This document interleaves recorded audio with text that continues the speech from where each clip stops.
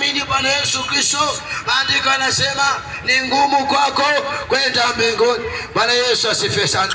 Maandiko yanasema katika Yohana 3, kwa maana jinsi Mungu aliupenda ulimwengu hata akamtuma, Yohana 3:16, kwa maana jinsi Mungu aliupenda ulimwengu hata akamtoa mwanawe wa pekee, ili kila muamini asipotee bali awe na uzima wa milele. Bwana Yesu asifiwe sana. Kwa hiyo kisha muamini Bwana Yesu Kristo kama ni Bwana na Mwokozi wa maisha yako, kwamba alikufa msalabani kwa ajili ya ondoleo la dhambi zako. Wewe na mimi hatukuweza kujiokoa. Jina la Bwana libarikiwe sana. Tulizaliwa katika dhambi. Adam na Hawa walifanya dhambi. Baba yetu Adam na mama yetu Hawa walifanya dhambi. Tukazaliwa katika dhambi. Bwana Yesu asifiwe sana. Tasoma katika Isaya. Au nichukue Zaburi hapa. Nichukue Zaburi ya 51. Bwana Yesu asifiwe sana. Tachukua Zaburi ya 51 ule mstari wa 5. Tazama mimi naliumbwa katika hali ya uovu. Mama yangu alinichukua mimba hatiani. Bwana Yesu asifiwe sana. Uwe Mkristo, uwe Muislamu, umezaliwa katika dhambi kwa sababu ya tendo la mahusiano halikuwa la mpango wa Mungu. Baba yetu Adamu na mama yetu Hawa walijuana kabla ya ruhusa ya Mungu. Walijuana kinyume na mapenzi ya Mungu, ikafanyika hatia. Kwa hiyo wote waliozaliwa duniani walizaliwa katika hatia. Maandiko yanasema tunazaliwa tukisema uongo. Ndio maana katoto kanazaliwa kanakula sukari, unakauliza kanasema sijui. Watoto ni waongo kuliko kawaida. Kwa nini? Kwa sababu wanairithi asili ya dhambi. Bwana Yesu asifiwe sana. Ndio maana ilimpasa tumpokee mkombozi.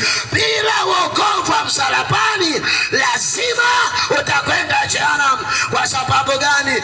Ulizaliwa katika dhambi. Bwana Yesu asifiwe sana.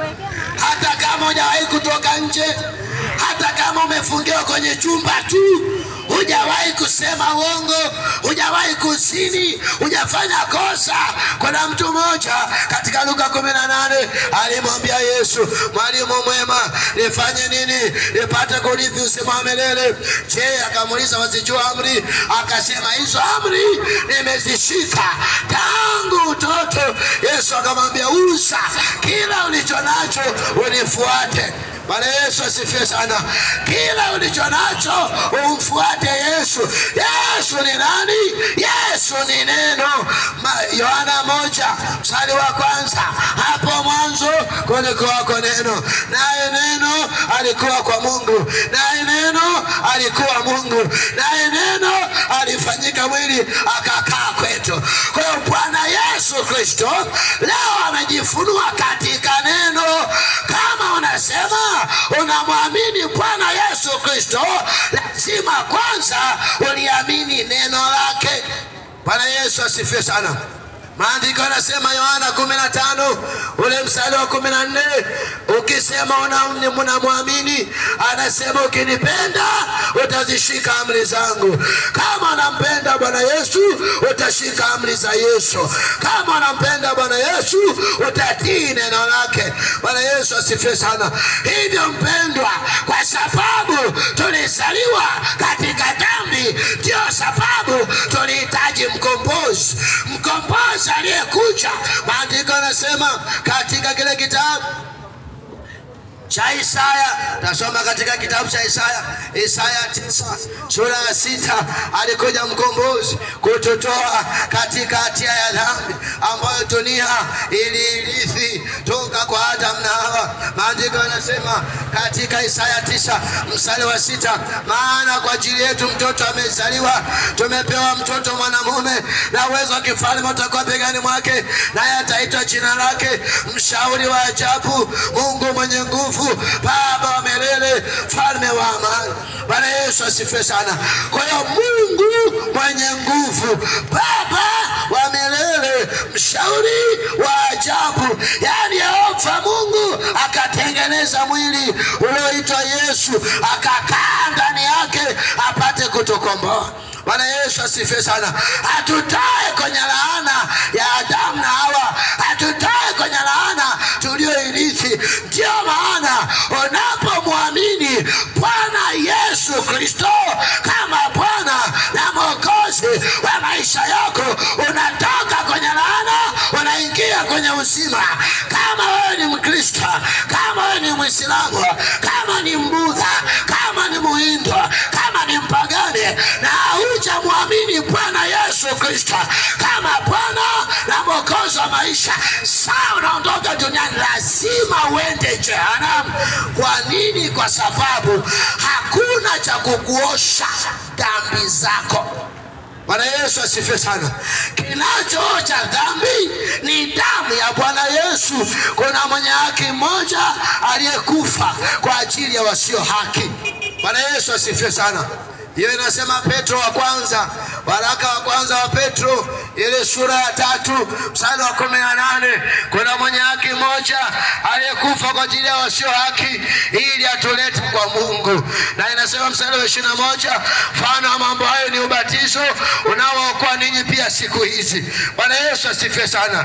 Kwa kulingana na Petro wa kwanza sura ya 3 ule mstari wa 18 mpaka 21, kuna mwenye haki mmoja, yani Bwana Yesu Kristo. Alizaliwa tofauti na sisi, alizaliwa kibikira bila kujuana kimwili, ni mwili mtakatifu ukatufia pale msalabani ili haki yake yeye iwe juu yetu na dhambi zetu sisi ziwe juu yake. Bwana Yesu asifiwe sana. Wale wanaomwamini ndio akasema imekwisha. Huo mzigo wa dhambi umekwisha, laana ya dhambi imekwisha. Unapita mautini unaingia uzimani. Bwana Yesu asifiwe sana. Kuna mwenye haki mmoja aliyekufa kwa ajili yetu sisi tusio na haki. Kwa hiyo bila kumwamini Bwana Yesu Kristo kama ni Bwana na Mwokozi wa maisha yako, saa unatoka duniani jiandae kwenda jehanamu. Bwana Yesu asifiwe sana. Lakini mlango umefunguliwa leo. Njia ni rahisi sana. Jambo la kwanza, muamini Bwana Yesu Kristo kama ni Bwana na Mwokozi wa maisha yako ili uweze kufaa haki yake. Bwana Yesu asifiwe sana. Tasoma katika kitabu cha Wagalatia sura ya 3, tasoma ule mstari wa 27. Bwana Yesu asifiwe sana. Maana ninyi nyote mlibatizwa katika Kristo mmemvaa Kristo. Kwa ili umfae Kristo, ufae haki ya Kristo, lazima ubatize katika Kristo, lazima ubatizwe katika Kristo. Kwa kama hujabatizwa kwa jina la Bwana Yesu Kristo, kwa maelezo aliyoyatoa, huwezi kupata haki yake. Ule utakatifu wake hawezi kuja juu yako. Ndio maana utalazimika kwenda jehanamu. Bwana Yesu asifiwe sana. Lakini jioni ya leo mlango uko wazi. Maandiko yanasema, maana ninyi nyote mliobatizwa katika Kristo mmemvaa Kristo. Hapana Myahudi wala Myunani, hapana mtumwa wala huru, hapana mtu mume wala mtu mke. Bwana Yesu asifiwe sana. Kwa ili wewe kwa jinsia yako, kwa kabila lako, kwa taifa lako uweze kwenda mbinguni, lazima kwanza umwamini Bwana Yesu Kristo kwamba alikufia msalabani, alibeba dhambi zako pale Kalvari, akafa kwa sababu yako ili wewe uweze kupata uzima. Jina la Bwana libarikiwe sana. Mungu wa mbinguni awabariki. Na anasema ya kwamba aaminie habari hizo